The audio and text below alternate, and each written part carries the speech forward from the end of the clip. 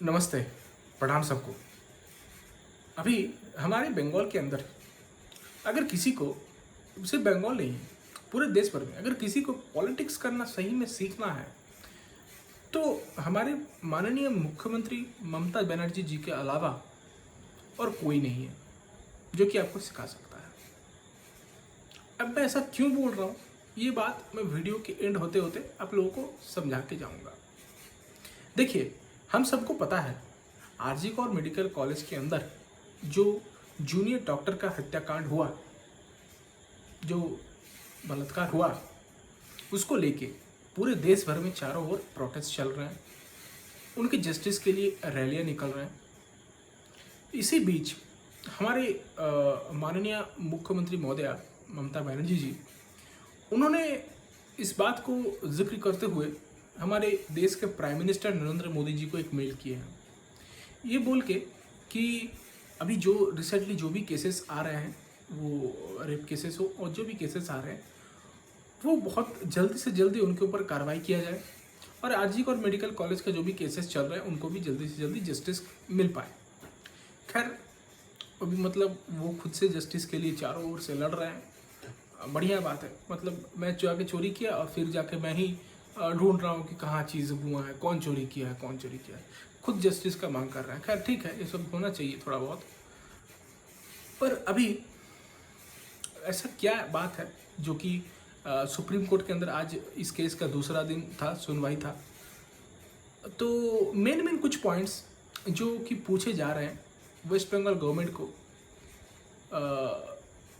कि क्या क्या पॉइंट्स रहे हैं, क्या क्या गलतियाँ खामियां रहा है, उसके बारे में।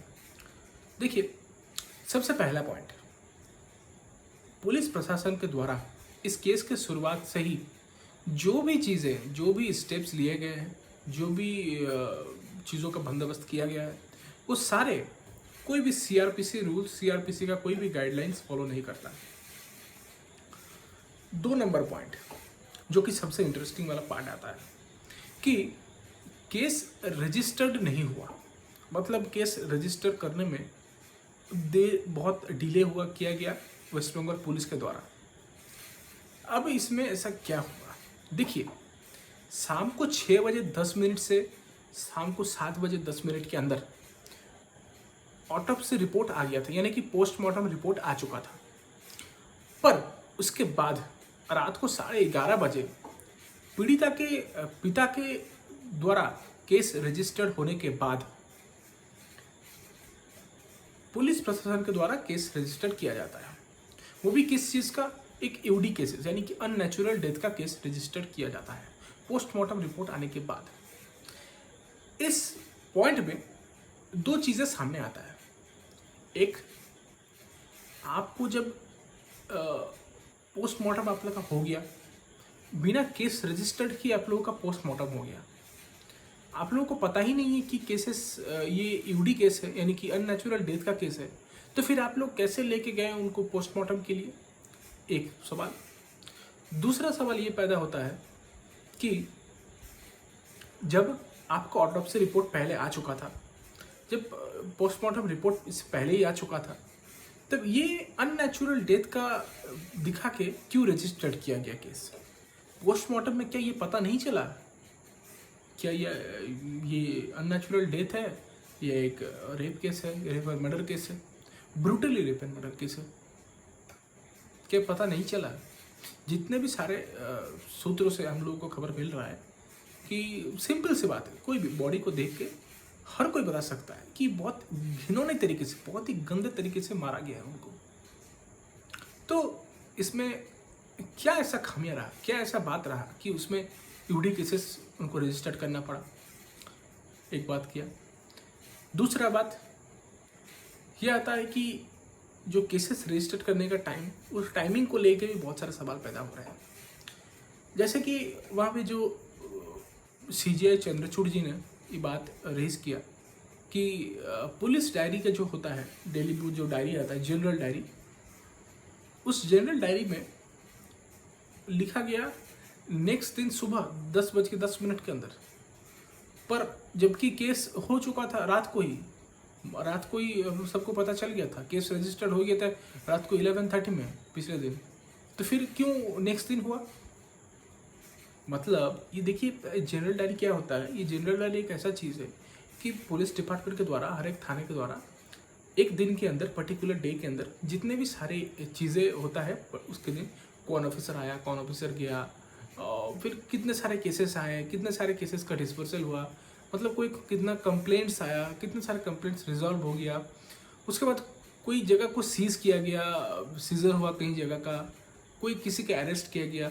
मतलब मूल मुद्दा बात है, एक थाने के अंदर हर एक दिन जो भी कामकाज होता है उसका लिखा जोखा एक कॉपी होता है जनरल डायरी पर। जबकि केस रात को 11:30 बजे रजिस्टर्ड किया गया, उसके बाद भी क्यों वो जनरल डायरी में एंट्री नहीं हुआ, वो नेक्स्ट दिन जाके एंट्री होता है? ऐसा क्यों है? ये भी एक पॉइंट आता है।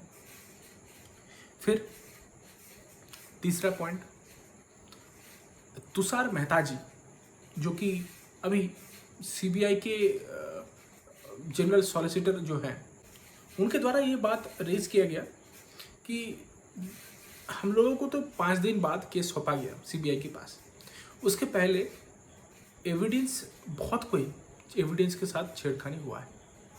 अब इसके बात के ऊपर जवाब देते हुए वेस्ट बंगाल गवर्नमेंट की तरफ से जो केस फाइट कर रहे हैं कपिल सिब्बल जी, उनका ये जवाब था नहीं, ऐसा कुछ नहीं है, हम लोगों के पास सब पुलिस डिपार्टमेंट के पास हर एक चीज़ों का वीडियो रिकॉर्डिंग्स है, तो वो हम लोग दिखा सकते हैं, ऐसा बात बोल के। इसमें कोई पुख्ता जवाब, कुछ सबूत के साथ जवाब जिसको बोला जाता है, वो ऐसा नहीं था।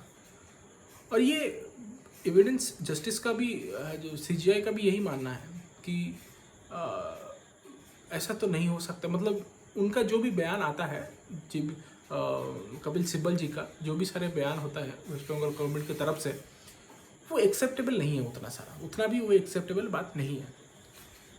अब और एक बात आता है कि जब उस दिन रात को करीबन 11:30-12 बजे के आसपास शांतिपूर्ण रूप से डॉक्टर्स का प्रोटेस्ट चल रहा था हॉस्पिटल के बाहर, आरजी कौर हॉस्पिटल के बाहर, वहाँ पे जब इतने सारे भीड़ गैदरिंग हो के इतने सारे गैदरिंग आ रहे थे, जबकि पहले तो बोला जाता है करीबन 7,000 मॉब आया था। तो यहाँ पे एक सवाल पैदा होता है, अगर 7,000 मॉब एक साथ कहीं ना कहीं से आ रहा है, तो क्या पुलिस डिपार्टमेंट को इसके बारे में, आईबी टीम को कहीं ना कहीं से कुछ भी खबर नहीं था इसके बारे में, कोई भी इंटेल नहीं था इसके बारे में? अब अगर कोई 7,000 मॉब एक साथ कोई भाग के भी आ रहा है, या फिर देखा गया अगर ट्रक से भी लेके जाया जा रहा है, तो ये कहीं ना कहीं से किसी को तो नज़र में ना पड़ेगा ना। पुलिस डिपार्टमेंट के जो लोग रात को निकलते हैं, उन लोगों को तो नज़र में पड़ेगा ना कि ऐसा हो रहा है। पर नहीं मिला। जहाँ पे प्लेस ऑफ ऑकरेंस था, वो जगह, वहाँ पे हॉस्पिटल के अंदर जहाँ पे ये सब हुआ था, वहाँ तक लोग चल गए। तब ये कैसे हुआ जब वहाँ पे उस वक्त पे कोई भी नहीं था वहाँ पे, मतलब पुलिस भी खुद भाग गए उस वक्त। तो ये सवाल पैदा होता है वेस्ट बंगाल गवर्नमेंट के पुलिस डिपार्टमेंट के ऊपर।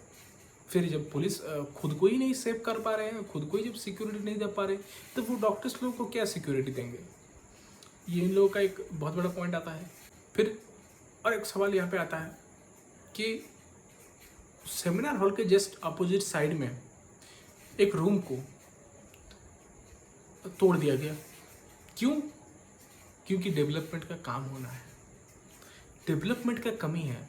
पूरे बिल्डिंग के अंदर सिर्फ एक ही जगह में जहाँ पे ये घटना हुआ था, उसी टाइम जब ये केसेस चल रहा है, इतना बड़ा प्रोटेस्ट चल रहा है, उसी बीचों बीच इसके ठीक सामने एक दीवार टूट जाता है, मतलब तोड़ दिया जाता है पीडब्ल्यूडी की तरफ से। मतलब मानना पड़ेगा पीडब्ल्यूडी का काम भी इतना फास्ट है कि हॉस्पिटल वालों ने एक दिन फ़ोन लगाया कि हम लोगों को इधर डेवलपमेंट का काम चाहिए, आप लोग आ जाइए, वो दौड़ के वो लोग आ गया। मतलब सही में लॉजिक वाला बात है क्या सही में ये? खैर ठीक है। फिर भी जब जहाँ पे पुलिस लोगों का मौजूदगी में ये सब कांड हुआ, जगह तोड़ा गया, तो जगह तो प्लेस ऑफ ऑकरेंस के जस्ट बाजू में ही था, तो वो भी तो फिर सेफ जगह में रहना चाहिए ना कहीं से क्या पता कहीं ना कहीं सच में कुछ एविडेंस रखा हो उस रूम में। ऐसा तो हो सकता है ना।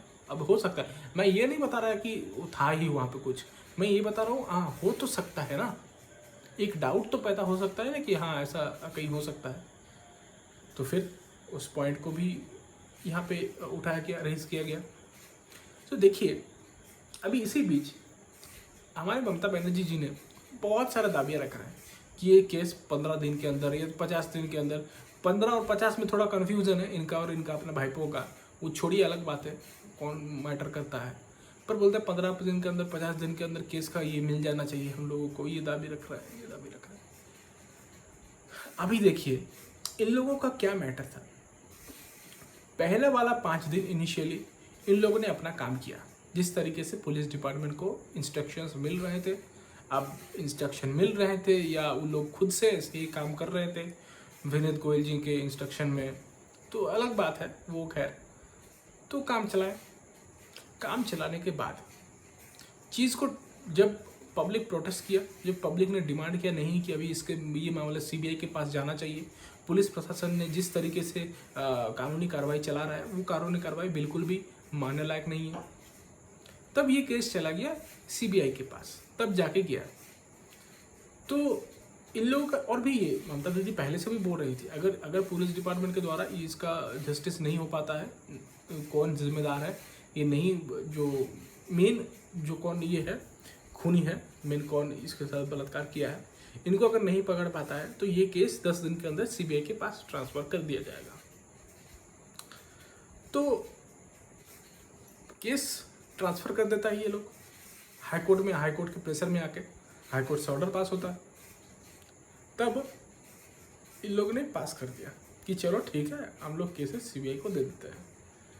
फिर अभी खुद रास्ते में उतर गए केस को सीबीआई को देके कि हम लोगों को भी जस्टिस चाहिए, हम लोग भी जस्टिस मांग रहे हैं उस पीड़िता का, जिस तरीके से उनका हत्या किया गया, जिस गंदे तरीके से उनको मारा गया, उसके लिए हम लोग भी जस्टिस चाह रहे हैं। ममता बनर्जी भी रास्ते में उतर आई सबको दिखाने के लिए कि देखिए हम भी लड़ाई लड़ रहे हैं, हम भी प्रोटेस्ट कर रहे हैं इस चीज़ के लिए ताकि उनको जस्टिस मिल पाए। तो यहाँ पे है इनका गेम। अभी ये करके उस साधारण आदमी को, जो लोग आप बताएं साधारण आदमी कुछ बात बताएं, वो थोड़ा बहुत बात विचार विमर्श करते हुए वो लोग बात भरोसा कर लेता है। देश का सीएम बोल के बात है, क्यों नहीं भरोसा करेगा? सीएम है मतलब भरोसा वाला ही बात होता है।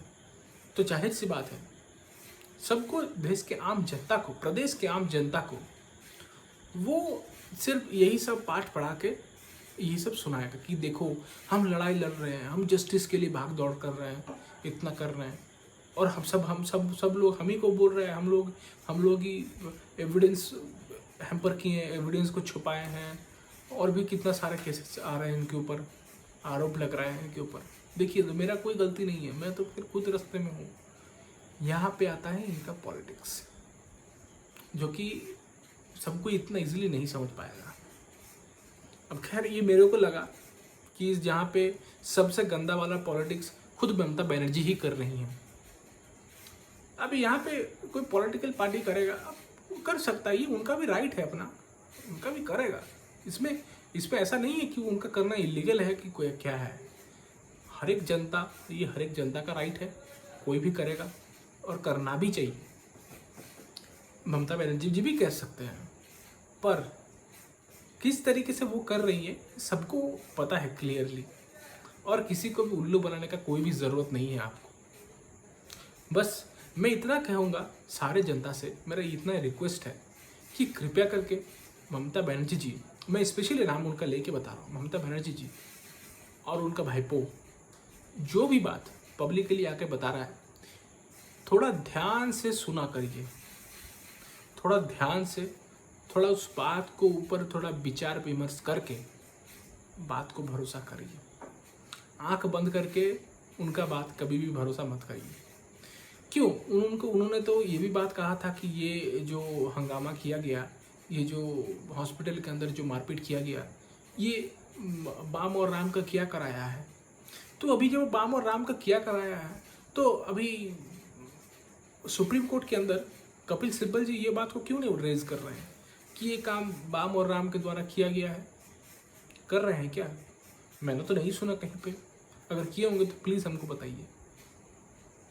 ऐसा तो नहीं कहा। क्यों नहीं कहा? अब ममता बनर्जी जी ने ये सब बात रेज कर रहा है तो जाहिर सी बात है ये बात सच होगा। तो सुप्रीम कोर्ट को भी कहना चाहिए ये सब बात। नहीं चला तब ये सब बात।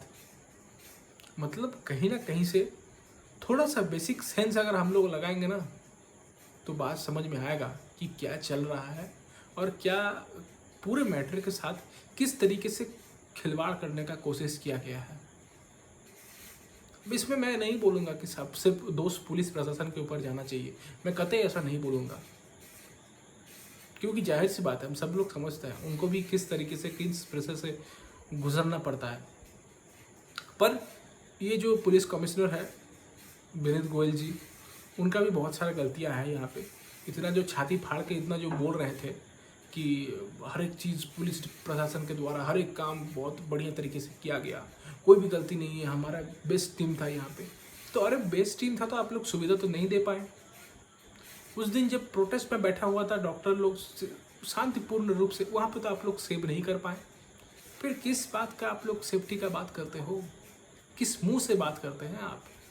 और जब इतने सारे एलिगेशंस लग रहे हैं, सुप्रीम कोर्ट ने लगाया है आपके ऊपर इतने सारे एलिगेशंस आप लोगों के कामकाज के ऊपर, जिस तरीके से आप लोग फॉलो किए हैं, कोई भी रेगुलेशंस और रूल्स नहीं फॉलो करता है, तो किस किस मुंह से आप अभी ये सब बात कह रहे हैं कि सारे काम बहुत ही बढ़िया तरीके से हम लोग प्रशासन के द्वारा किया गया है? थोड़ा शर्म कर लीजिए इस बात को। बस और कुछ नहीं कहूँगा। आशा करते हैं जल्दी से जल्दी इस मामले का विचार हो, पीड़िता का जस्टिस हो। इतना ही बोलूँगा, इतना ही रिक्वेस्ट कर पाऊँगा मैं। हर एक जगह पे जहाँ भी प्रोटेस्ट जा रहा है मैं जाने का प्रयास कर रहा हूँ, क्योंकि जितने भी करें हम लोगों को आगे आना पड़ेगा ही। बहुत किसी का ऐसा मानना है कि अरे हम अकेले जाके क्या करेंगे, मेरा जाने से क्या होता है। देखिए यहाँ पे एक बात है, कोई अगर प्रोटेस्ट कर रहा है उनके साथ अगर आप आते हो साथ में तो उनका भी मनोबल बढ़ता है। आप चाहे कितना भी इफेक्टिव रहे ना रहे, आप चाहे उस काम में कितना भी माहिर हो चाहे ना हो, पर जो प्रोटेस्ट कर रहे हैं, जो उस चीज़ के लिए लड़ाई लड़ रहे हैं, उनको भी एक ताकत मिलता है इसका कि नहीं मेरे साथ और भी लोग हैं, मेरे साथ और भी लोग जा रहे हैं। तो इसमें कोई गलत काम नहीं है इसमें। तो कृपया करके मैं सारे जनता से यही रिक्वेस्ट करूँगा, आप लोग भी सामने आइए। जस्टिस का लड़ाई सबको एक साथ लड़ना है। मैटर अगर रुक जाएगा तो रुक जाएगा शायद। आशा करते हैं सही जस्टिस मिलेगा, हम लोगों को भरोसा है।